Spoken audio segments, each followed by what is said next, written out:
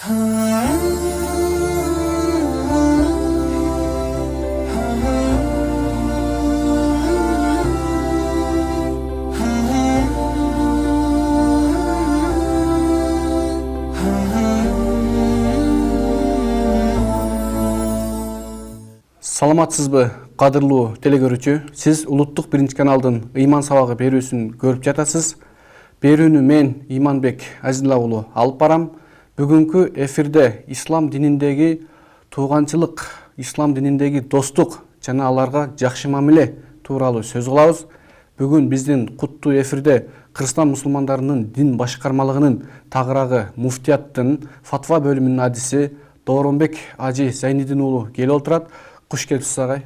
Куш көрдүк, рахмат. Ассаламу алейкум ва рахматуллахи ва баракатух. Чакырганыңыздарга. Ва алейкум ассалам.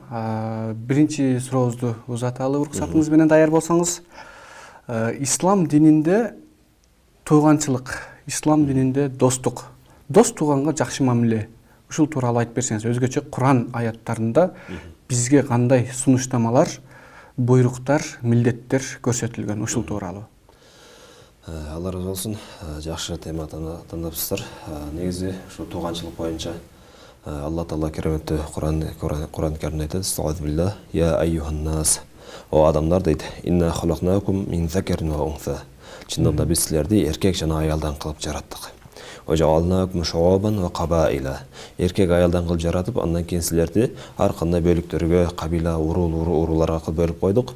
Инна акрамакум индаллахи аткакум. Чындыгында силердин эң ушундай такварагыңар, урматтууңар, булар силердин Алланын алдындагы эң такварагыңар деп Алла Таала Куран Каримде айтат. Эми жашоодо адам баласы үчүн сөзсүз түрдө чөйрөдө жашап жаткандан кийин адамга тууган деген сөзсүз түрдө керек. Ошону менен биргеликте досу жар деген дагы алдагы сөзсүз түрдө керек. Кыргыз элибизде мындай жакшы сөз бар эмеспи? Адам менен депчи. Адам менен адам. Жашоодо ар кандай учурлар болот. Кээ бирде бир кыйынчылык башка түшкөн учур болушу мүмкүн. Кайгында көтөрө турган жакын тууганың, же болсо жакын тууганың болуш керек ошол жерде дагы. Же болсо бир жыргалчылык келиши мүмкүн. Жыргалчылыгыңды мына ошо башкалар менен бөлүшө турган дагы учурлар келиши мүмкүн. Ошондуктан мына ушул жашоодо экөөбүздүн сөзсүз түрдө керек. Бул негизи баардыгыбыз жашап жаткандан кийин жашоодо эң маанилүү негизги нерселер. Ошону менен биргеликте ислам динибизде, ошо шариятта дагы мына ушул нерсени өтө катуу баса белгилеген. Пайгамбарыбыз саллаллаху алейхи ва саллям ар-раджулу ала дини сахибихи дейт. Адам кандай десе, бул киши өзүнүн ошо досу менен биргеликте досунун дининде болот дейт. Досунун дининде. Фалянзур ахадакум ай халил. Силердин бирөөңөр ким менен дос болуп жүргөнүн карасын дейт. Досуңуз сизди жакшылыкка буйруп атабы же жамандыкка буйруп жатабы? Же болсо досуңуз сиз менен кылып жаткан мамиледе кандай? Досуңду көрсөт, сен ким экениңди айтып берем дегендей. Айтып бересиң дегендей элечи. Демек, жашоодо достордун, тууган уруктун мааниси, ролу өтө чоң. Жана ошону менен биргеликте дагы бир хадисте Пайгамбарыбыз саллаллаху алейхи ва саллям айтат: Al-hadiste men kana yu'minu billahi wal yawmil akhir falyaqul khayran.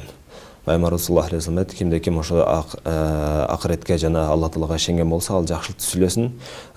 Мен кана ю'мину billahi wal yawmil akhir falyasil rahimahу деген дагы ушундай бир хадистер дагы бар. Кимде ким ошондой Алла Таалага жана акыретке ишене турган болсо, анда ал адам дагы өзүнүн тууганчылык мамилесин уласын дейт. Демек, аятта дагы, хадисте дагы бул нерселер бардыгы ачык айкын келип жатат. Демек, бул ислам дининде адам баласынын жашоосунда образы, ролу өтө чоң экендигин билдирет. Эми пайгамбарыбыздын жашоосунан штрихтерден айтсаңыз, пайгамбарыбыздын жеке өзү тууганга, доско кандай мамиле кылган? Пайгамбарыбыз саллаллаху алейхи ва саллям жашоосунда бул нерсени толук түрдө көрсөтүп кеткен. Ал эми биз бул нерсени ошол нерсени үйрөнүш үчүн, ошол нерсени жашообузга алып келиштик үчүн ал эң биринчи кезекте Пайгамбар алейхиссаламдын сиратын, өмүр баянын сөзсүз түрдө окуп чыгыш керек. Анткени толук түрдө мусулман болом деген адам бул Пайгамбар алейхиссаламдын сиратын толук окуп чыкмайынча, өзүнүн пайгамбарын өмүрүн тааныш керек. Өмүр таржымалын окуп чыкпайынча ал адам эч кандай бир пайгамбарды мен тааныдым деп ал сөзсүз түрдө айта албайт да. Ошол өмүр таржымалда Пайгамбарыбыз алейхиссалам мына ушундай исламга келгенге чейин достору кандай болгон, исламдан кийин кандай достору электен өткөндө ээленип калган.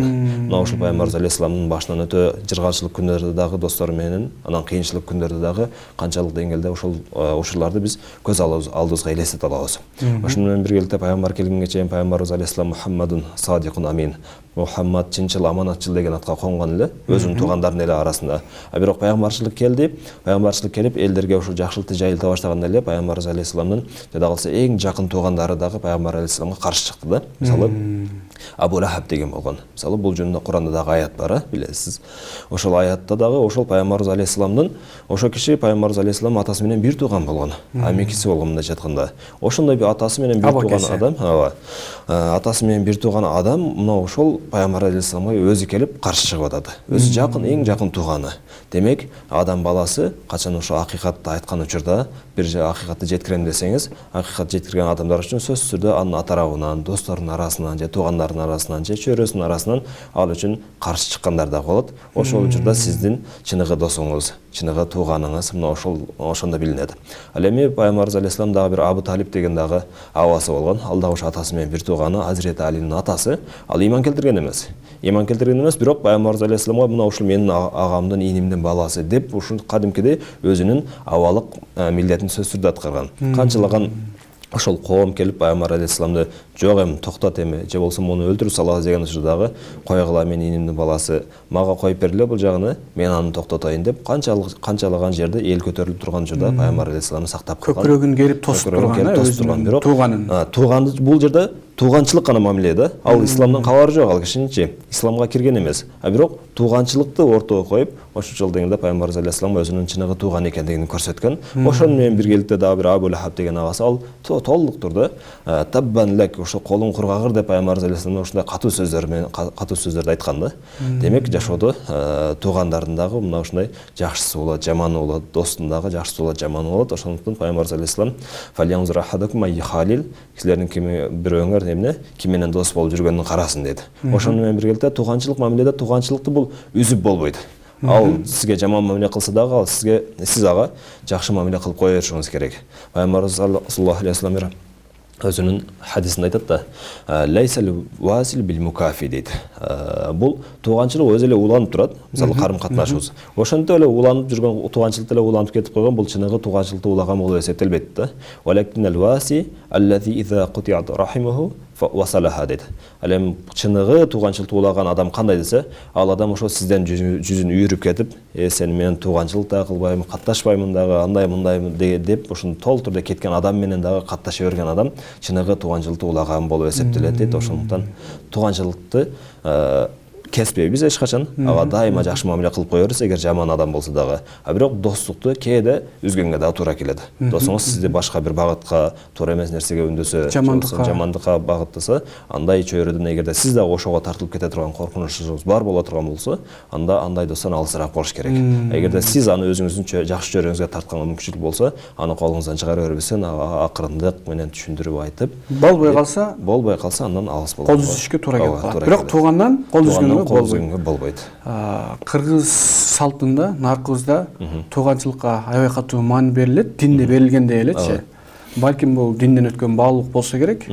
Ошол тууган урук менен жакшылык жамандыкка катташып, ашып, жай кыш дебей, кайсы мезгил болбосун, кандай аба ырайы болбосун, ушул жерде тууганым бар эле, ушул жерде абакем бар эле, ушул жерде эжем бар эле деп биздин салтыбызда ушундай маани берилет да.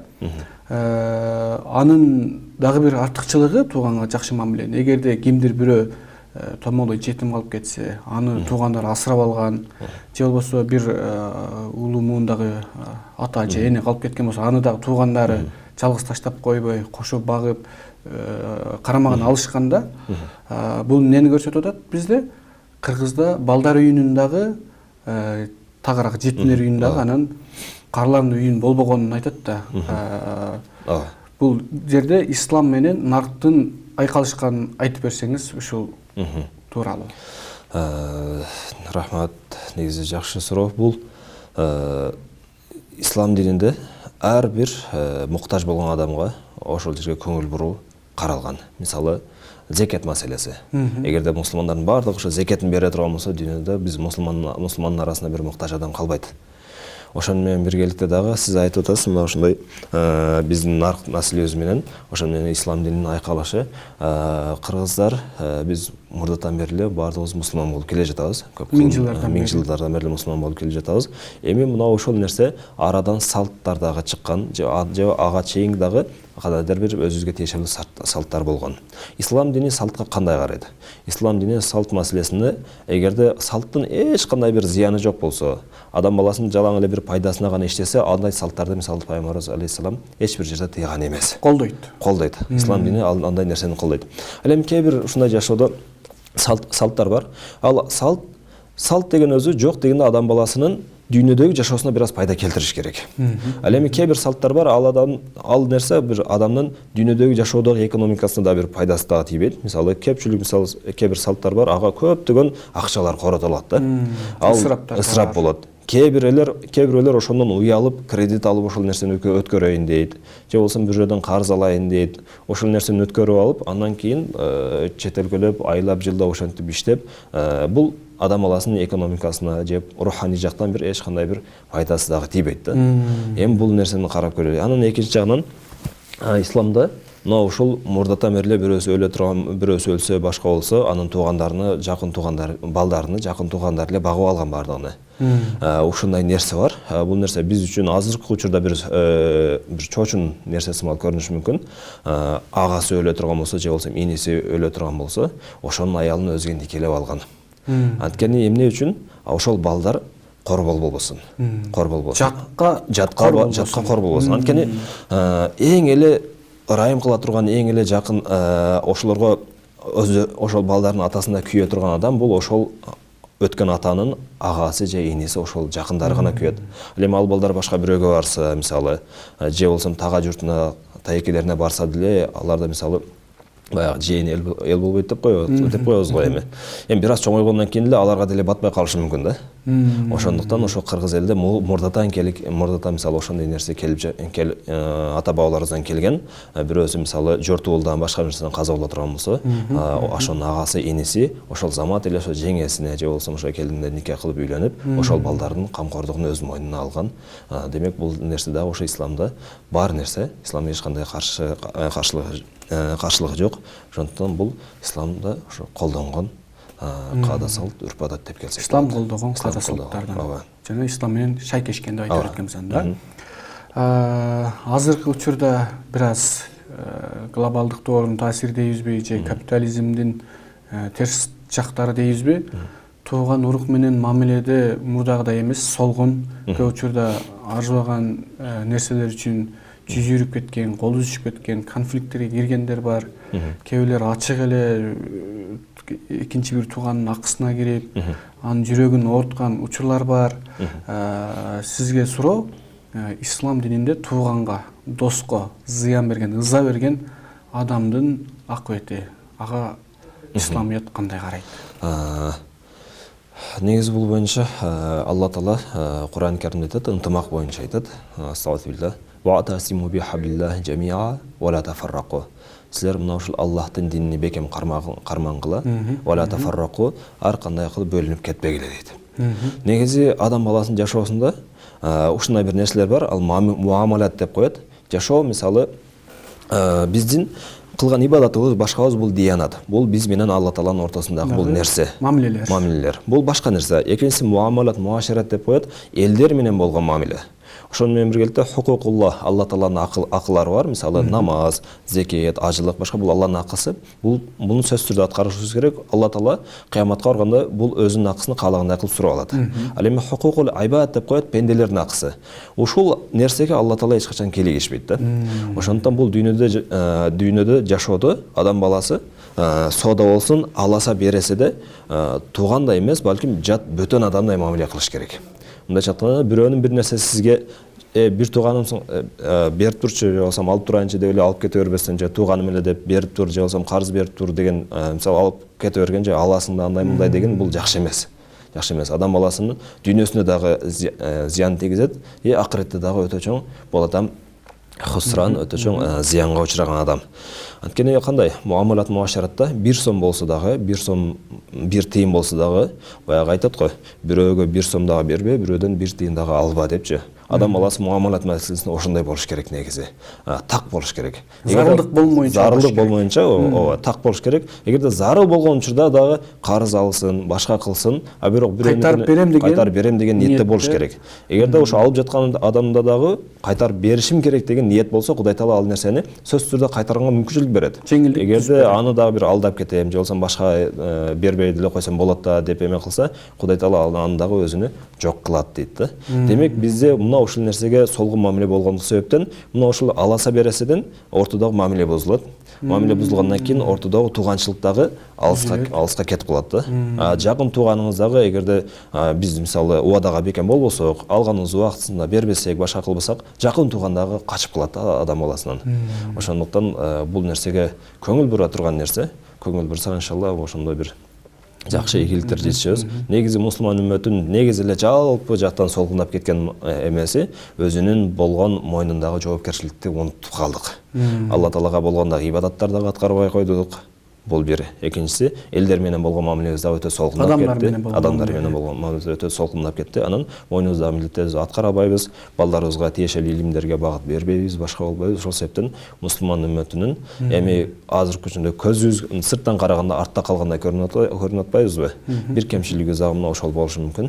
Материалдык жактан жоопкерчилик бир аз аздыгы. Эгер жоопкерчилик жок жерде адам баласы ошол эме качып калат. Укугубузду билебиз, милдетибизди аткарбайбыз. Өкүнүчкө карай.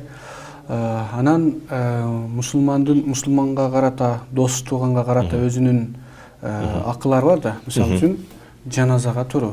Эгерде кимдир бирөөнүн жакын досу же жакын тууганы өткөн болсо, миңдеген чакырымдарды басып өтүп жаназасына туруп, эгер ошол күнгө жетише албай калса дагы, жок эле дегенде ошол үйгө барып өкүрүп түшүп Кур'ан окуу салтыбызда дагы бар. Анан өткөндө дескери Кур'ан окутуруу шариятыбызда дагы бар нерсе да. Ушул боюнча да айтып кетсеңиз. Негизи ошо хадистерде келгени боюнча, хадистерде ошондой бир канча мусулманга болгон акылары келет. Ал-муслиму аля муслими харам дейт. Мусулманга болгон анын аброю, мисалы малуху ва дамуху ва ахлуху, анын үй бүлөсү, анын бирөө мусулмандын мүлкү, анын каны арам болуп эсептелет. Ошону менен биргеликте руханий жактан дагы анын дагы милдеттери бар. Ал кандай десе, биринчиси ошол өлсө жаназасына катышуу. Экинчиси анан дагы бир ташмитул атис, эгер түшкүрсө архамкаллах деп айтуу, ооруса зыярат кылуу, мына ошо бейтаптарды зыярат кылуу, бул дагы мусулманга болгон акысы. Бул нерсе эми шариятыбызда бар. Сөзсүз түрдө жаназа болсо, башка болсун, негизи мына ушундай кыйынчылык күндөрдө жакын адам ошол жакын алдында туруп берген учурлар эң жакшы мындай көзгө көрүнгөн. Ошону менен биргеликте адамдын жашоосунда дагы эң ушундай бир эсте калаарлык жер да. Мисалы өтө кыйналган адамдын жанында болуп койсоңуз, ал сиз өмүр бою ошол адамдын эсинде калдыңыз. Ал сизди эч качан унутпайт да. Ошондон бул мусулманга болгон акысы, бул көңүл бура турган маселе, ошону менен биргеликте дайыма ошо аткара турган маселе. Ошол бир көңүл бурсак, иншалла, буюрса биздин келечегибиз, биздин кийинки келе турган урпактарыбыз дагы мына ушул нерсени алып кетсе, буюрса чыныгы мыкты коомго айланабыз, иншалла. Биздин убактыбыз дагы болуп калды. Атайын биздин куттуу студиябызга келип, көптөгөн пайдалуу маалыматтар менен бөлүшүп, элибизге руханий гүл азык тартуулап бергениңиз үчүн терең ыраазычылык билдиребиз. Рахмат. Ардактуу телекөрүүчү, сиз улуттук 1-каналдын ыйман сабагы берүүсүн көрдүңүз. Кайрадан көгүлтүр экран аркылуу көрүшкөнчө сак саламатта туруңуз.